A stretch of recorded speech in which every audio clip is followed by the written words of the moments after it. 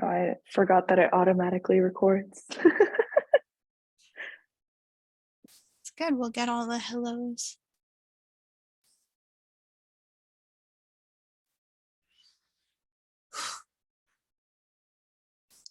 You got this. We got this. We got this. This is going to be so fun. It is.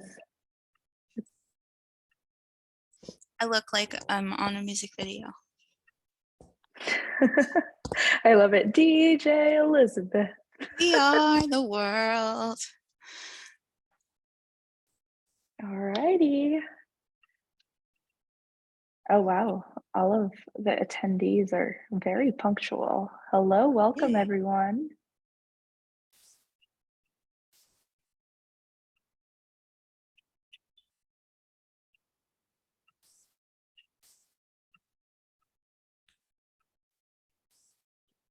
Hello, hello.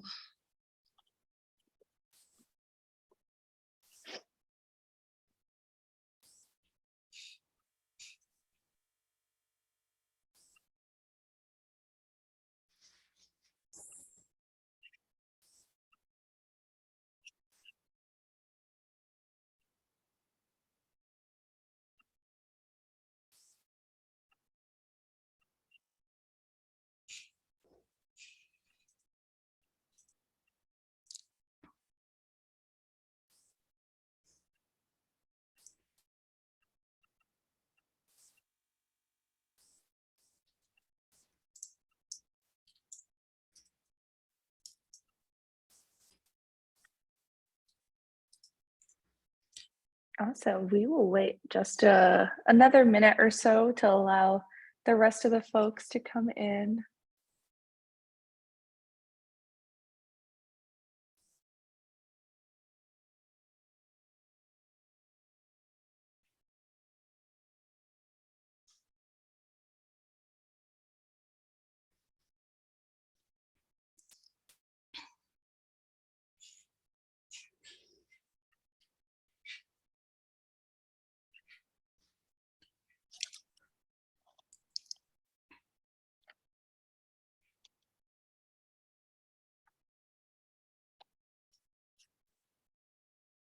Awesome. I will be mindful of everyone's time. I know it is the evening and everyone probably has things to do, dinners to eat afterwards or during, or maybe already did eat.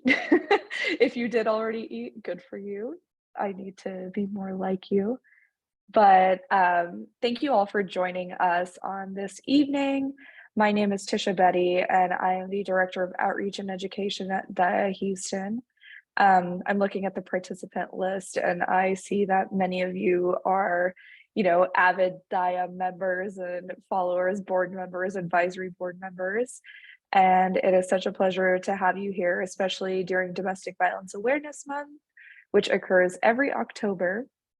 And it is my pleasure to introduce you to my lovely coworker, Elizabeth, and I will let her introduce herself. Hello, I'm Elizabeth Swim, and I've been the helpline advocate at Daya since November. This is a new position that was just created last year, and so I have the unique perspective of someone who I spend my time on the phone every day with crisis callers, many of whom graduate to becoming long-term Daya clients, and many of whom go on to get referred to other organizations. So I definitely want to thank Tisha and Harima Mela, the Director of Client Services at Daya, for supporting me in getting ready to make this presentation. No, I want to thank you for having such a wonderful presentation in store for everyone. So I will just get started. I'm making this super conversational. I think Elizabeth and I are on the same page about this, where it's not a lecture. If you want to take notes, please do. We encourage that. But if you just want to listen and learn more about domestic violence and the ways in which you can support survivors, then we will get started. So, domestic violence is also known as intimate partner violence. And I actually like to refer to it as intimate partner violence more than domestic violence, just because it is more inclusive of all types of relationships. And as many of you know, intimate partner violence is a global issue. Um, the cases within Harris County itself baffle me every year ever since COVID had started. We saw a spike in the number of clients that we were seeing in domestic violence agencies all throughout Houston. And so, just some statistics, 1 in 3 women and 1 in 10 men around the world will experience some form of intimate partner violence in their lifetime. And this translates to over 1 billion women and 38 million men. And this statistic that I'm just about to state is very timely because, as you all may know, gun violence and domestic violence are running rampant in our community, and they are both interrelated as well. 55% of women murdered in America were killed by an intimate partner. Intimate partner violence kills more people per year than, even COVID did, I would say, or cancer. There was a statistic that I read. I really need to pull it up and have it on this PowerPoint, which really puts that into perspective. So everyone probably knows what domestic violence is or has an idea, but there is a very simple definition of what domestic violence is or intimate partner violence is.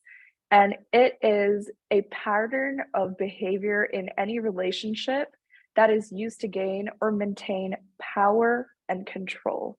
Those two words are extremely important to recognize and, sort of understand that if in any relationship one person has more power and control over the other person, that is considered an unhealthy relationship and rather an abusive relationship as well.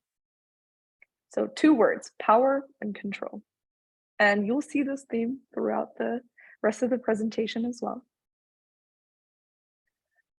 So a lot of, I think, our media, just society has convinced us that domestic violence and intimate partner violence is just what you see on the big screens, right? Which is the bruised black eye, broken bones, just extremely emotional, which it is. In many cases, it is that. But I would like to also share some, other types of abuse that are often seen, hand in hand with it's never that a person faces just one type of abuse. People face multiple types of abuse, and these are all considered domestic violence. Um, I've had a really great opportunity in my role as director of outreach and education for the past year to, go out and communicate with the community, young adults, and it is absolutely baffling to me to hear, people's testimonies that they didn't realize that, something like economic abuse exists or something like spiritual abuse exists. So I will stop my personal spiel on that and move on to actually defining some of these, types of abuses.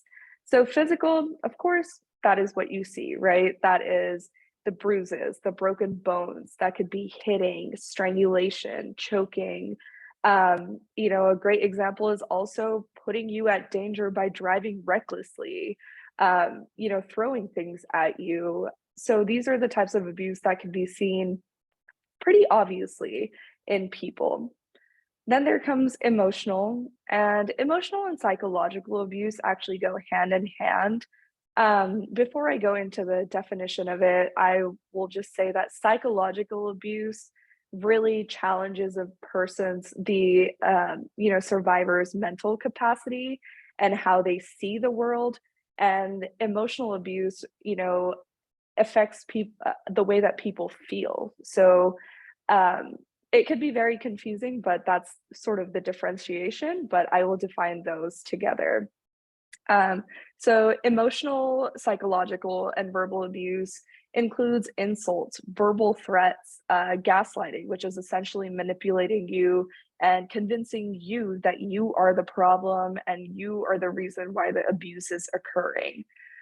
This type of behavior degrades the survivor and really does convince them that the abuse is occurring because of who they are, what they're doing, or what they didn't do. Sexual abuse is, of course, the digital abuse, which could be the use of hands. Sexual abuse could also be digital in the way that it happens online. And then it could also be marital rape, which a lot of, I think, our clients don't even know that marital rape is a thing. And of course, sexual assault, which is the rape. Then you go into economic abuse, which is when the perpetrator has all or most control over the finances within the relationship. And this is when the perpetrator either withholds funds from the survivor. So maybe, a couple has been married for 10 years and they have a joint bank account because that is what is normal within the South Asian community.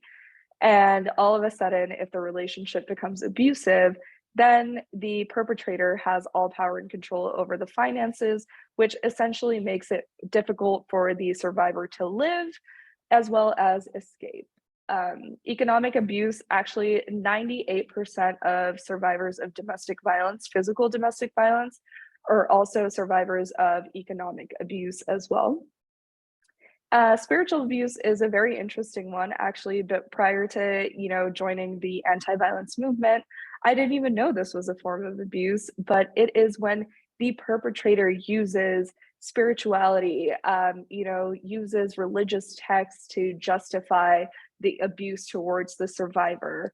Or it could also mean that the perpetrator is not allowing the survivor to practice what religion and what spirituality they would like. Spiritual abuse can also mean that the perpetrator is forcing the survivor to practice a certain religion.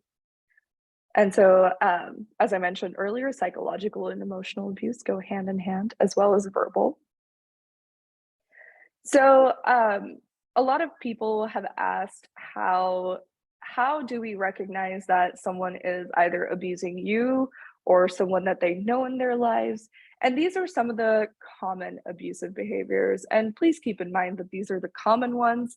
Perpetrators are often very intelligent and find ways to abuse the survivors in ways that the common eye can't even recognize. But the first form is intimidation. This is verbal, physical intimidation. I like to use the example of when I was younger, not me, but when you are younger, you're out with your parents somewhere and you are acting in a way that you really aren't supposed to be, right? Your mom or your dad gives you that look, that eye, those eyes that just, they pierce through your, heart because you're doing something wrong. That is a form of intimidation, but in abusive relationships, those sort of like subliminal, messages can be sent just through physical intimidation and verbal, of course, that is using threats. And then we go on to manipulation, and this is where gaslighting comes in. And gaslighting, as many of you may know, is using psychological and verbal tricks to convince the survivor that they are at fault and that they deserve the abuse because they're asking for it, essentially. Humiliation is a big one. This is when the perpetrator humiliates the survivor in front of friends, family, or the community. And it is one of the forms of abuse that people laugh off because it could mean that the perpetrator is making jokes about the survivor and everyone is laughing but the survivor, right? That is psychological, emotional abuse right there. Isolation is really hard to notice at first within yourself or your friends and family because, of course, it says it, right there. You are isolating. They are isolating. This just doesn't mean that someone is isolating themselves within their living quarters, right? This could mean that you are all of a sudden isolating yourselves from a certain friend group. A lot of perpetrators will start by telling you lies or convincing you that your friend group isn't healthy for you, that, they are trying to break your relationship up. And so then people start isolating themselves from their friend groups, their family members. We see that a lot within our clients. Frightening, that could happen emotionally or physically. People could pull out weapons, deadly weapons. People could yell very loudly to the point where a person sort of goes into that fight or flight mode. Terrorizing um, also goes hand in hand with frightening, manipulation, intimidation. Coercion, where you are using words or physical actions to make the survivor do something, right? That means basically a person is dating someone and the perpetrator essentially is convincing the survivor to have sex with them. They're using words, they keep asking and asking and asking until the survivor doesn't even want to say no. Blaming, that's of course gaslighting. Injuring is also an extreme abusive behavior. That's where you see the bruised eyes, bruised faces, black eyes, broken bones. And so this is called the cycle of violence, the cycle of abuse, cycle of violence, whatever you would like to refer it to. This is a very simple way to understand how abusive relationships work. And it sort of helps answer that burning question that a lot of us advocates working in this field get: why don't they just leave? Right. And then this will conveniently go into Elizabeth's presentation. So, in abusive relationships, you see tension building, right? You've been dating a person and you've been seeing some abusive tendencies coming up, like criticism, yelling, gaslighting. And all of a sudden, that's been happening for, months and months. And then an explosion happens. That's an outburst, that's an attack, which could be physical, verbal, emotional, psychological. And then once that situation sort of calms down, there's the honeymoon phase. And that's when the perpetrator is apologizing, giving gifts, making excuses, making promises like, I would never do that again. I love you. That was a one time thing. But guess what? This is a cycle. Then it goes into the tension building again. The honeymoon phase may even last 9 months. But guess what? The other 2 months, the tension is building. And then the next month, the explosion happens. So, this is one of the main reasons why many folks stay in abusive relationships. And I would love for y'all to, take some time into looking at this cycle of abuse chart. You can Google it. We can even link it in the post webinar email that goes out. But I would like to give some more time to Elizabeth now to go into the main stuff. So I'm also going to start here. We're going to do like a relay here with the cycle of abuse. Thank you so much, Tisha.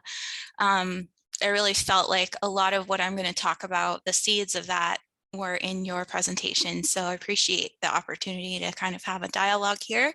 And I want to invite the participants. I know it's the evening and I know you might be kind of listening while you're doing something else, but if you feel like engaging with us, we would just love to see anything in the chat, like a little smiley face or a hello or anything.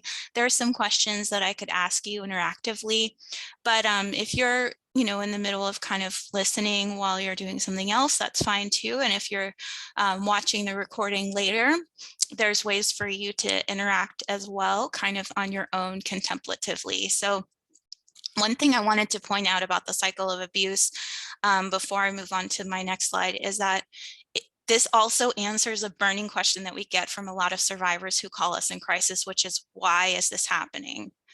Why is this happening? Why are they doing this? Or why is he doing this? I say he, in most cases, we're talking about partnerships where the abuser is identifies as a man and the survivor identifies as a woman. But of course, there are survivors and abusers of all genders. But why is he doing this is a question that I get quite often on the helpline. And so the cycle of abuse is actually not only a domestic violence or domestic abuse, intimate partner abuse education tool, but it's a safety planning tool, right? Because if a survivor only knows their experience and they've engaged with the honeymoon phase, as Tisha described, they have probably put a lot of hope in that honeymoon phase. And they might be in a place where they really do believe that this time change is possible. This time, I know that my abuser is telling me they're going to change. I really believe them this time. But the cycle of abuse helps us see that, well, in many, many relationships that we've dealt with here at Daya and that many other agencies have dealt with in the abuse recovery field, it is this cycle. And really, there's two ways out of it. There's leaving the relationship or, staying in it until the end, which is like, who wants to live their lives being bullied all the time, right? If we really have a choice.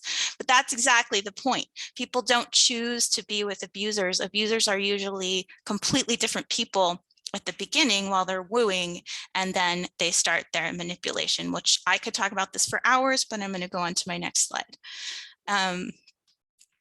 And so as soon as I do that, which I'm going, there we go. See, I can click on a mouse and do it. So we're going to be talking about safety planning. I like to talk about safety planning as managing risk or reducing risk, and you'll hear more about that soon. Right now, I would like to invite you to contemplate what safety means to you, but I'm going to ask you a really specific question. I'm going to ask you to think about a time today or this week when you felt appreciated, supported, or nourished. Think about a time this week when you felt appreciated, supported, or nourished.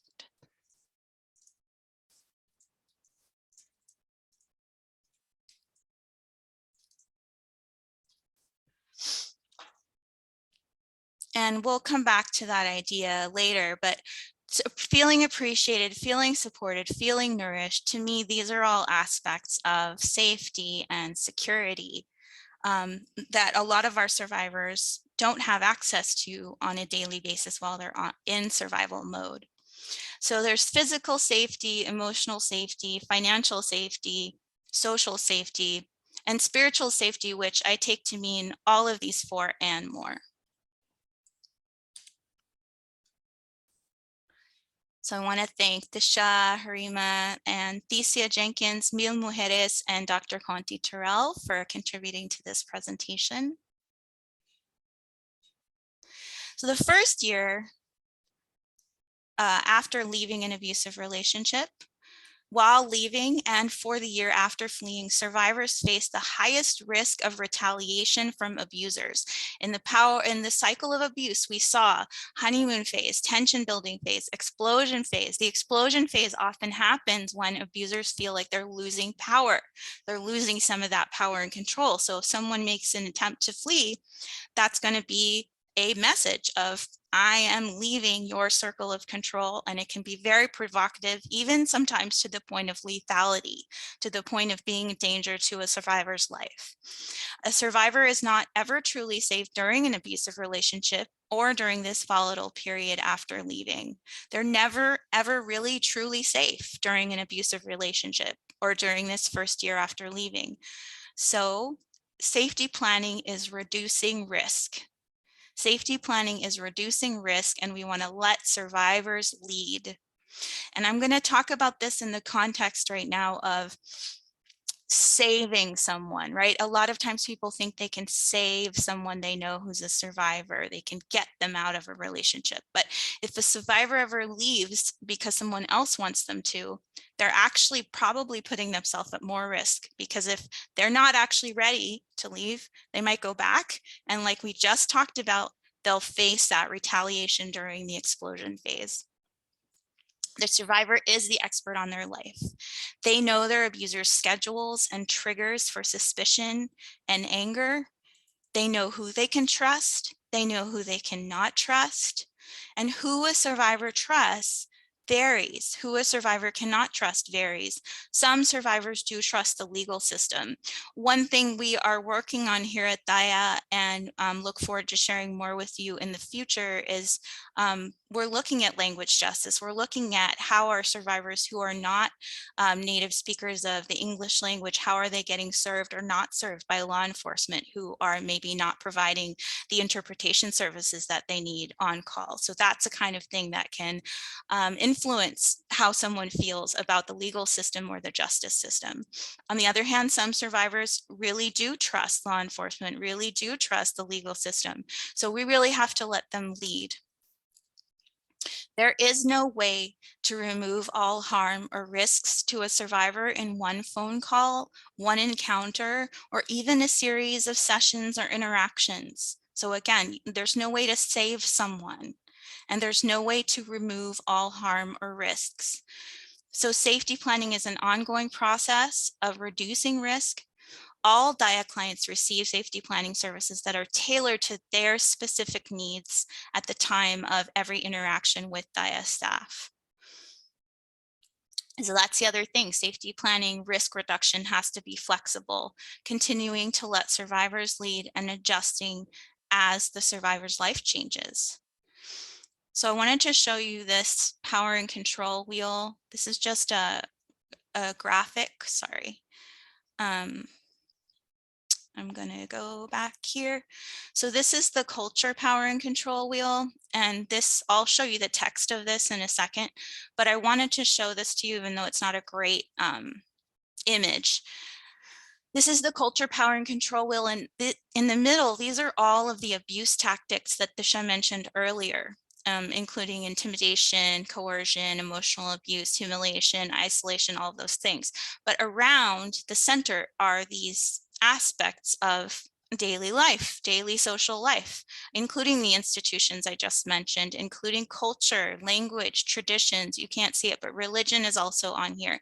So there are all these different aspects of daily life in a society that does generally privilege people of male gender over people of female and other genders, that allow violence to go undetected and that make it harder for survivors to seek help because they might feel like they're going to be stigmatized or blamed, right? They might be their experience might be minimized, denied, or they might be blamed for what they're experiencing. The last bullet point on this slide, not just by their abuser, but by people in wider society who might see their abuser as a more worthwhile a human being than the survivor, just because of their own internalized biases of growing up in a society that privileges male over female gender. So again, these are the bits from the middle of the power and control wheel, the culture power and control wheel. And I won't go over this in detail because Thisha already discussed it so nicely, but you can see that it ranges from the emotional to the physical to using extended family members, using money, really eroding a survivor's trust in their own family and social network. So survivors of abuse are often dealing with mental health challenges alongside other disruptive effects of abuse. Emotional abuse itself, even if there's no physical abuse, can cause health, like literal health problems, not just mental health problems, but physical health problems that are correlated with higher stress, right? So heart problems and things like that. But survivors are dealing with these health challenges every day in their life, and they're the expert in their body and in their life. And they've been dealing with this for a while, like before whatever, safety planning might be done with another person. And then after that's over, they're still going to have to deal with these challenges. And they're the expert in those challenges as they apply to their life. And because of the risks of the safety risks of fleeing, like I mentioned earlier, it's important to plan ahead before fleeing abuse whenever possible. So making sure that this is being led by the survivor who's ready to flee, but also there are plans in place to not tip off the abuser that their survivor is planning to flee, and make sure that they're going to be able to leave undetected and have kind of a buffer system around them wherever they go next, so they're not going to be at risk for that retaliation. So successful attempts to flee abuse often happen after 7 to 9 previous tries, as so far as we know. It could be more tries, but this is just the national average so far as we know. So 7 to 9 previous tries. So let's imagine how long that takes. If it's once every 6 months, then that's going to be between 3 and 5 years from first deciding to flee to actually finally being able to flee. Or if it's once every 2 years, it could be, you know, 14 to 18 years of trying to flee an abusive relationship. So it really depends on a situation, but just this is just to give some perspective of, again, nothing is going to be so-called fixed in one safety planning attempt. It is an ongoing process. And the reason that multiple attempts are needed could be that survivors are financially dependent on their abusers. They're being economically abused, financially abused. Maybe even the abuser might even have their immigration documents, things like this. Or they might fear being stalked and then punished by the abuser for so-called getting away from them, right? Because they're seen as an object, they're not seen as a person with their own independent agency. Survivors might face threats of separation from their children or from aged parents or other extended family that are living with them. Abusers might threaten to call CPS, weaponize family protective services, or immigrations and customs enforcement against a survivor if they don't comply with the abuser's demands. In addition, the abuser might say, oh, come join me in the US from like India or Pakistan, and I'll help you get your immigration documents, right? But they can just dangle that like a carrot in front of a survivor and never actually apply for that paperwork, making the survivor lose their status in the US and feel even more afraid to call for help. So survivors can live like this, afraid of abusers and also afraid of US systems for years and years, and it can make it harder exponentially as time goes by for a survivor to get up the courage to reach out for help. So we're talking now about technology safety risks. The pandemic has really made us dependent on all kinds of technology for interacting with each other, but as Tisha mentioned earlier, it has also really put survivors at greater risk of being abused, and a lot of that has to do with the amount that we're relying on technology, right? So physical abuse can happen by an abuser physically being able to locate a survivor through tracking apps and devices. Those don't just have to be in a phone, like a tracking device can be put in someone's car or sewn into the lining of someone's purse or put into a child's favorite stuffed animal or something like this. Emotional abuse can happen through social media, not just an abuser directly interacting with a survivor on social media, but also I've seen where a survivor's account, like for example on Facebook, let's say, will be hacked and the abuser will somehow block all of their survivors' family members from being able to message them on Messenger or something like this. So they're using that social media to isolate the survivor, not just harassing them, but actually also isolating them from their other support networks. Abusers can make calls, they can use fake numbers or withhold their numbers to make calls, even if their numbers are blocked to survivors, or they can monitor a survivor's calls and messages. They can use cameras in the home, you know, hidden or not, to create fear and to constantly monitor a survivor's activities. They can also, use easily accessible online financial accounts to monitor a survivor's spending. Tasha just mentioned this today, like somebody can charge a credit card somewhere, and then all of a sudden, if the abuser has online access to the history of that credit card charge, they can locate the survivor, even if the survivor has all their location um, apps turned off on their phone or doesn't even have their phone with them. Venmo, Cash App, these are apps that can sometimes show transaction history where social networks can be readily available. Also, even employment apps like LinkedIn and background checking apps as well can be used for financial abuse, but also for physical abuse, locating a survivor. Spiritual abuse can happen through technology, through all of the above and more. What is a survivor allowed to engage with? Which apps are they allowed to engage with? By the, what does the abuser allow them to watch on streaming apps? Which websites do they allow them to go to? You'll see that most, if not all, domestic abuse support agencies have an easy close, safe close option on our websites where survivors can just click that, and then it automatically deletes our site from the browser history, so the abuser doesn't get tipped off to, oh, the survivor's thinking about leaving.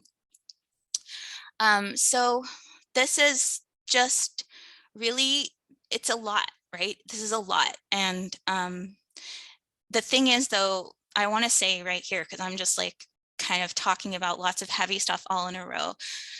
The fact of a survivor having someone listen to them without giving them guilt for staying, or without telling them they should be doing something else, just without judgment, right?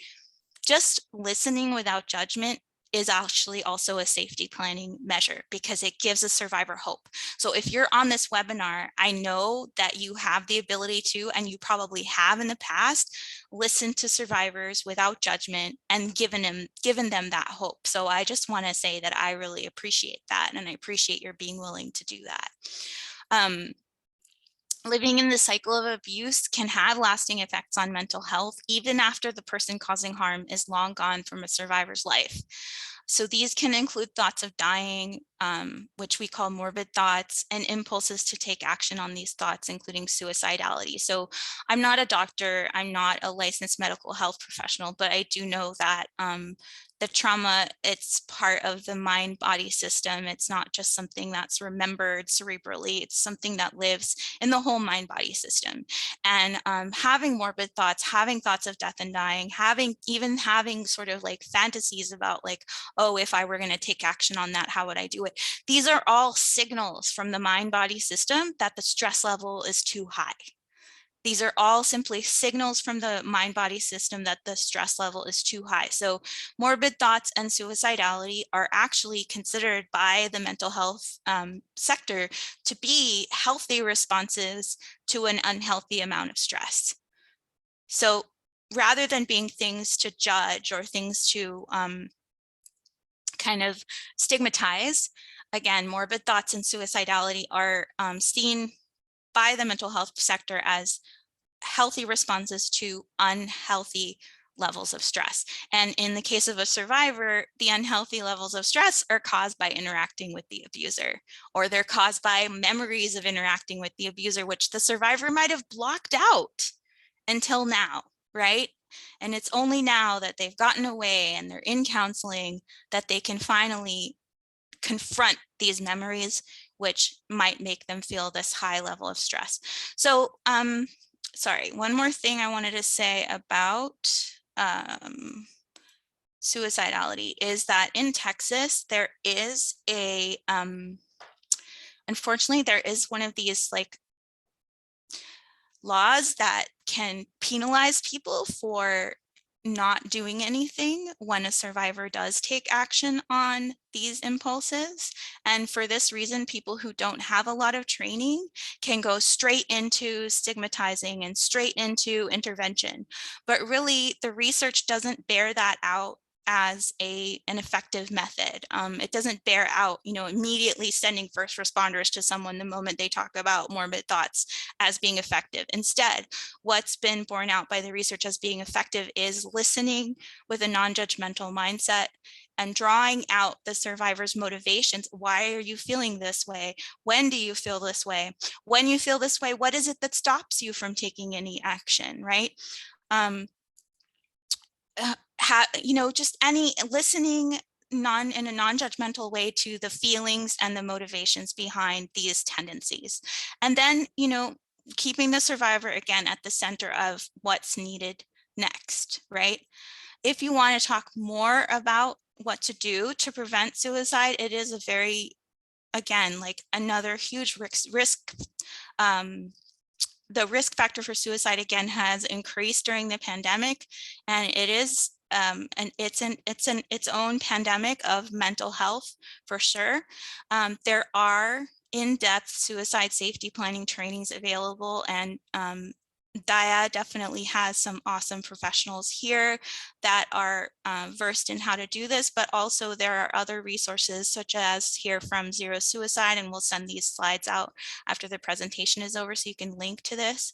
You can get to this free online training, or you can ask anyone at Daya, or you can ask your own employer or other social groups about taking a suicide safety planning training together. Here are some hotlines, which will also be included in the slides that we send out. The National Suicide Prevention Hotline during the pandemic has been upgraded to just a 988. You can also, there is an online chatting option available. You can look that up. Here's a local suicide prevention hotline. The Trans Lifeline is here, and the Trevor Project for LGBTQIA plus young people is also here. So we've seen that people who are in bodies that are gender nonconforming, or people who identify as trans, people who identify as LGBTQIA plus are generally at a higher risk for suicide. But so are our survivors as well. So for safety planning as regards abuse, other than beyond interacting with law enforcement, which again, we've talked about how some people really trust 911, and then some people prefer to use other methods of safety planning. But regardless, it's a great idea to involve as many trusted allies as possible, right? So those are friends, neighbors, trusted relatives, but also teachers, also doctors, also the people at the beauty salon, the people at the threading parlor, the people at the nail salon, any massage therapists, any tutors that your kids might have. If you have people who come and help take care of elderly family members, anybody who you see on a regular basis who you trust, who could, alert others of your emergency contacts or law enforcement on your behalf, or just let you know if the abuser is not supposed to come near you, but they're around. These people can tip you off and say, hey, I noticed so-and-so. For example, if it's a teacher or a principal at the children's school, you can ask them to please, and I'm saying you, but I mean the survivor. The survivor can ask them to please let me know if you see the kid's father around, because I know he still has legal right to pick up the kids, but I want to be the one to pick them up, right? So you can practice fleeing to trusted neighbors' houses. And if there's kids, it's possible to tell the kids that you're rehearsing for a generic emergency, right? That's a great way to get the kids ready without tipping off the abuser. That way, it's a fun adventure that the kids and the protective parent can have together, but you're also getting ready in case the abuser does go into another explosion, right? You can set up emergency codes with trusted loved ones. So there can be an emoji or just a quick word that means call 911 or come and help me. And if you want to use technology for your safety, you can share your location with your trusted loved ones so that when they get those call 911 or come and help me messages, they know where to go. Undocumented survivors have the right to call 911 without any threat of deportation. Again, the immigration abuse and intimidation from abusers that kind of brainwashes survivors into believing that the moment they call for any kind of institutional help that they could be deported. A lot of our work on the helpline is kind of supporting survivors to know their rights and know that that's a myth that the abusers have perpetuated to keep them from calling for help. So they can call 911.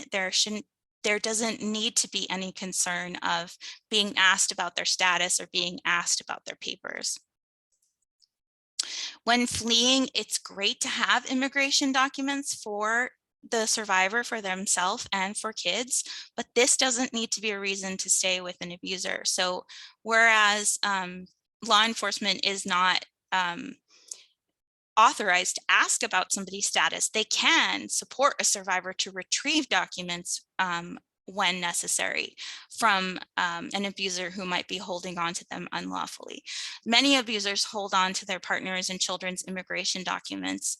And documents can be retrieved with the help of law enforcement escorts as long as they still exist and haven't been destroyed, or as long as the abusers do comply with those orders to surrender the documents. But in the worst case scenario, documents can always be re-requested from their distribution agencies. VAWA allows survivors to request copies of their residency documents, and the state of Texas allows survivors to get free copies of birth certificates, IDs, and driver's license. If identity theft is a concern, including from the abuser, like if he's holding on to a driver's license and he might use it to set up unauthorized financial accounts or something like this, it's possible to ask for a new driver's license number from the DPS, and it's recommended to specifically request this. It's not easy. Sometimes it can take multiple attempts, but it can save, it can really bring peace of mind knowing that, you know, my abuser is not using my driver's license to set up a fake account. So during escalated situations, and this is the worst case scenario, we never hope that this happens, but again, being able to talk about it and break the taboo of talking about it, sometimes that in of itself gives the survivor enough hope to call us back the next time that they're ready to talk. So during escalated situations, we invite survivors to keep their bodies away from anything that can be used as a weapon, as Tisha mentioned earlier, moving cars, doors, stone countertops, knives, guns, anything. I mean, and unfortunately, an abuser's hands are a very, very frequently used weapon. So sometimes that means that social distance has more health benefits than just the COVID-19 ones. We want to stay away from the corners of rooms and stay away from closets, anywhere where somebody could be trapped, right? We want to stay near exits, near windows, near doors, near gates. So back earlier in the presentation, I mentioned rehearsing that exit strategy to the neighbor's house. That's, you know, maybe with the kids practicing, okay, we're going to go out the back door, we're going to go out the garage or the ground floor window or whatever, and we're going to go right to that person's house, and when they see us, they're going to know that we need to go in there. So just making sure that you can access an exit to the room or the building or the car whenever possible. One more thing, sometimes if you can't exactly manage all of this, sometimes the safest thing to do is tell the abuser what they want to hear until, you know, until I'm near a door, a window, or a gate, or until I'm away from anything that can be used as a weapon. When fleeing with the kids, it's possible to call 911. My fingers are very excited about this presentation, so they keep clicking the mouse. So I appreciate your patience. When fleeing with children, calling 911 and sharing all of your names and the fact that you're fleeing abuse can help interfere with any attempts to file like a missing persons case, which is a tactic that abusers often use when survivors flee. And this is something that people don't often know. So again, it can be helpful to let 911 know the names of the survivor and any kids that are going with the survivor fleeing abuse. And it's also okay to ask for a magistrate's order of emergency protection, in a life-threatening situation, and share your fear for your life. So literally while calling 911 saying, I'm afraid for my life and I need a protective order. This is, again, not something that's really common knowledge, but magistrate's order of emergency protection is one of many types of protective orders, and you can visit your district attorney's Department of Family Violence for more information on protective orders. We have a link here to the Harris County DA's Office of Family Violence. Daya has a really close relationship with them, and you'll be able to access that link in the slides once we send them out. Once you get a protective order, it's great to share it with work, school, neighbors, and relatives. And it's great to ask any of your allies to call you if they see your abuser anywhere nearby. So we talked about this earlier. And this is an example of our Daya safety planning worksheet. So we've got 4 categories on our safety planning worksheet. We talked here about safety during escalated situations, but we also have some tips on preparing to flee on our safety planning worksheet. We have tips on keeping your children safe, and we have tips on safety after leaving an abusive relationship. And that's all here at our safety planning webpage, which will be linked in the slides as well. And this is our packing list. So this is our list of items to take when leaving your home. Generally, we also have, by the way, we have an awesome video in English and Urdu and Hindi on our website that mentions the process of preparing to flee.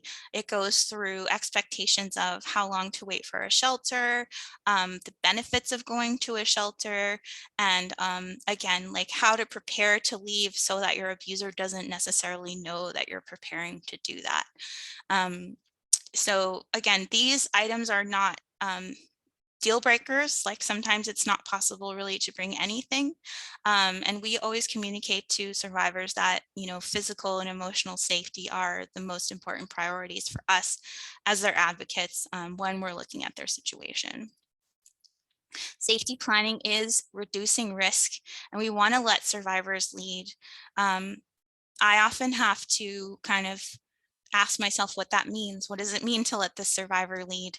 Even if I can see something that to me looks like a safer choice, it's not my life. The survivor is the expert in their life, and they are going to make the decision that's best for them. And as an advocate, it's my job to support them in knowing what their choices are so that they can go ahead and make those choices and move on to reach whatever goals they have for their physical and emotional safety and well-being. This is the 24-hour domestic violence, intimate partner violence hotline. And this is our Daya helpline. We are open from 9 to 5, Monday to Friday, And usually I'll be the one that people speak with, but our entire client services staff, as well as our outreach staff, are trained on how to respond to crisis calls. So we welcome calls all day, Monday to Friday. We also do have an email option on our website where people can contact us for help. And there is WhatsApp as well available. So if you ever know anyone who has particular communication restrictions, you can always call us on their behalf and see what kind of adaptations we can make in order to be able to reach them in the safest ways for them. So I think that's me.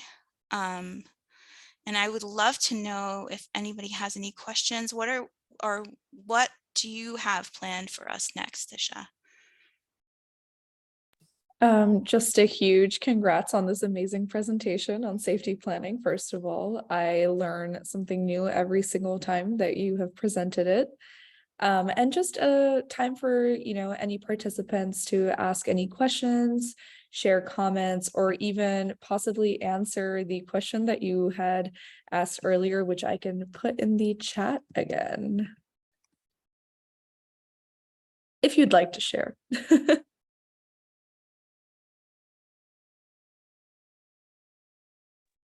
And if you want to talk, please raise your hand and I can allow you to speak. If you want to put it in the chat, you can do so as well.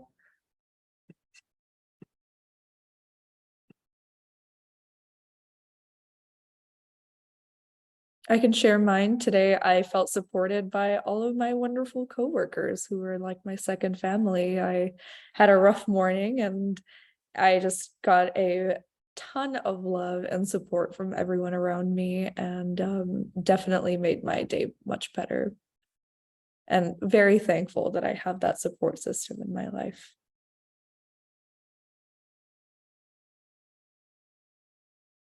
I definitely feel supported by seeing all the people here in attendance, and um, I feel appreciated by being able to share um, my experience, but also kind of my perspective. I didn't mention this earlier, but I am coming to this work as a survivor myself.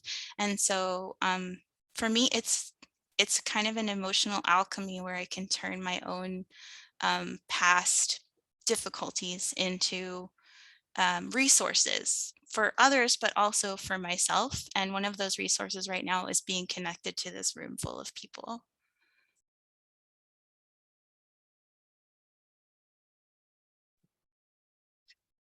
Um, I guess if people do not have anything to share, we will not hold you back any longer from your activities for the rest of the day. We definitely want to thank each and every one of you for attending today. I know 6:30 p.m. on a Tuesday isn't the ideal time to sit and listen to a presentation on DV 101 and safety planning, but I am so proud of every one of you and thank you for supporting domestic violence. Oh my gosh, sorry. There were two questions. So sorry. I did not realize that the chat was disabled. Um, Neeraj Patel's asked, will the PowerPoint be made available? Yes, we will send it out in the post-webinar email. Please look out for that tomorrow at some point. We will send it out. And Rachna said, thank you for this, such a wonderful reminder of how to support survivors. And I'm just going to pop the slides in the chat right now as well, in case anyone is really excited and wants to save them. Can someone, it should be visible in the chat. If it's not, will someone let us know in the Q&A?